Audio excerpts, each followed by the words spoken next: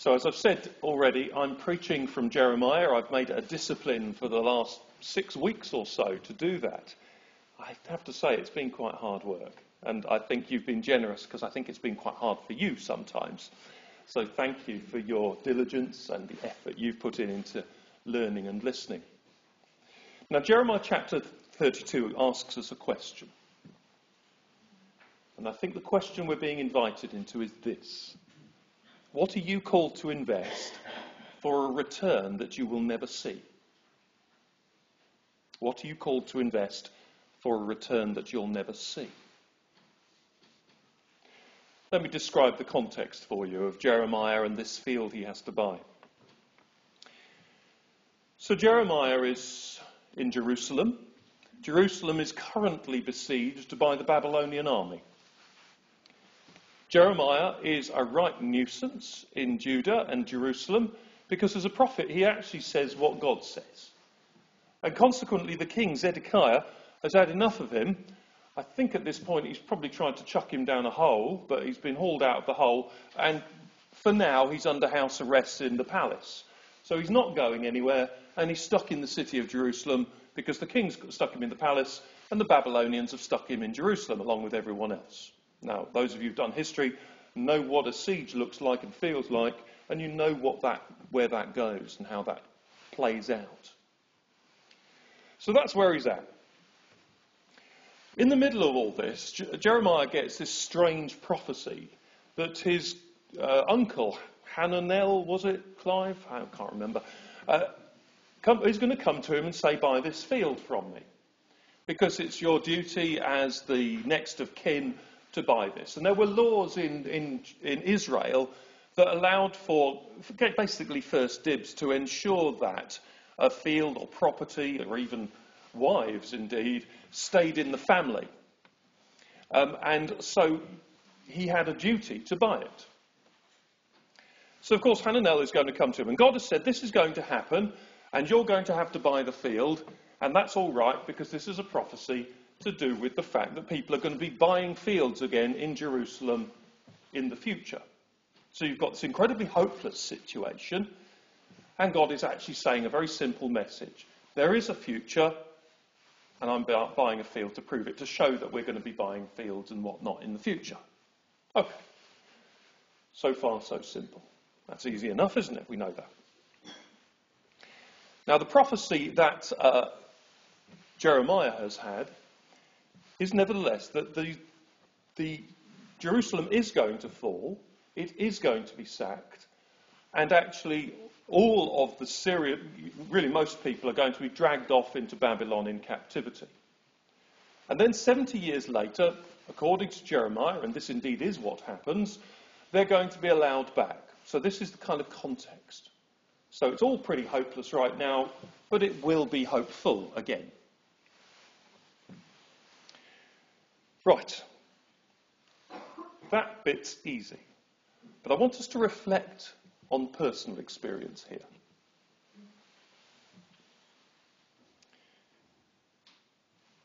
Jeremiah has had his uncle come to him in a besieged city saying, buy my field.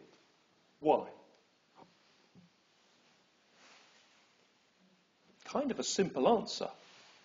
When you're in a besieged city, any resource you can get to buy bread is a good thing. So Hananel, I think his name was, I forgot that wrong, you can look it up. Hananel is basically out for looking after himself. He's saying, I need cash because I want to stay alive. But tell me, is that a good deal for Jeremiah? When you're in a besieged city and you're being invited to buy a field, which incidentally is about 3 miles north of Jerusalem, is this a good deal? No. He's not going to get past the Babylonian army to go and till his field, is he? Pluck his grapes or whatever is out there. Not a chance at all. So this is not a good investment for our friend Jeremiah. Jeremiah is basically being ripped off by his uncle because his uncle is scared. What does it leave Jeremiah with? Less. So he's got no money to buy bread himself if he gets turfed out of the palace, and he's got no money to bribe any Babylonian soldiers should he be arrested or taken off into captivity. So actually Jeremiah's position is considerably worse on a personal level.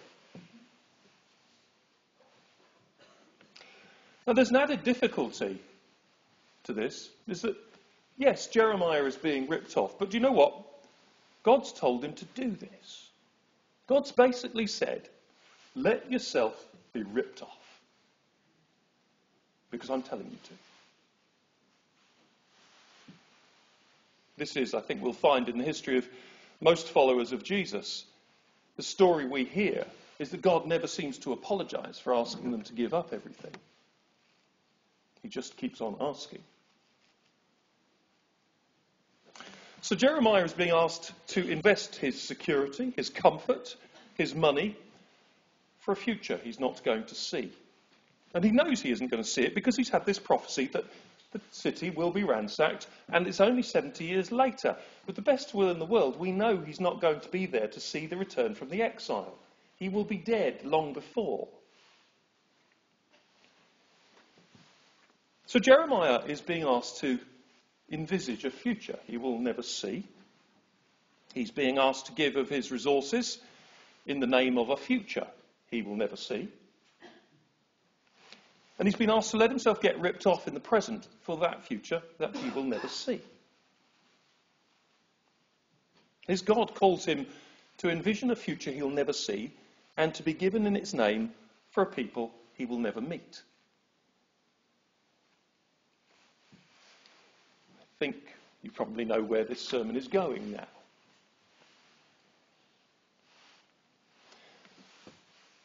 We apply, incidentally, this principle all the time when it comes to managing our church buildings, don't we? You understand this already. We know that this heritage is something that we're doing quite often for people we will never meet. And we're good with that. We know that. We understand the importance of heritage. We do it all the time. It's really important stuff. And we know that keeping these missional outposts alive for generations we'll never meet is what we're doing here. We know that if we exit our communities by letting these buildings collapse, then the surrounding benign cynicism that we meet towards Christian faith will soon corrode into hardened disbelief. We kind of know that, don't we? But what about the gospel? What about the gospel's heritage? What about the kingdom of God and its heritage? What about the true church that is called the body of Christ, which is who we are today and we hope will be other people in 50, 100, 70 years' time? What will our legacy of faith be for those we will never see? What will it mean for us to invest in God's name for a future we're not a part of?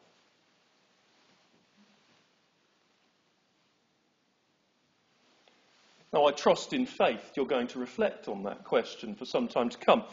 And I felt it appropriate at this point to reflect, and it's kind of a 3-month review for me, because the last time we were all together was my very first joint service.